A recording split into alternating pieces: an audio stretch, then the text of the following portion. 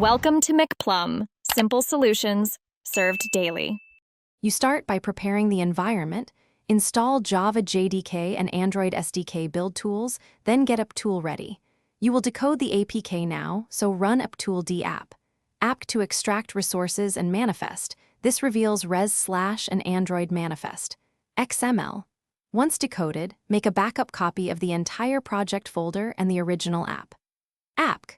Backup save hours. Make sure you also have your replacement icon images in multiple densities.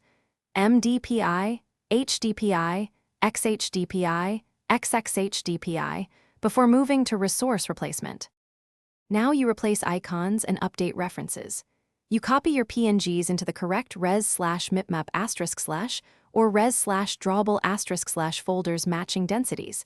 Adaptive icons require foreground and background XML in mipmap.pv26. Then open Android Manifest. XML and change the application Android, icon and Android, round icon attributes to your new resource names. Once changed, verify adaptive icon XML points to the right drawables. Finally, rebuild resources with Aptool B. Finish by rebuilding, signing, and testing the APK. You run Aptool B app O unsigned. Apk, then zip-align the output for performance.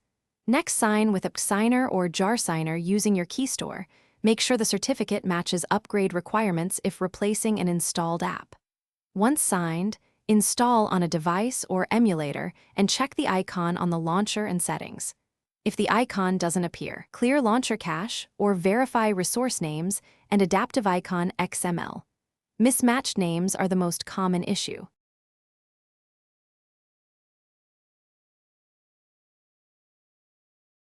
Thanks for watching. Stay juicy and subscribe.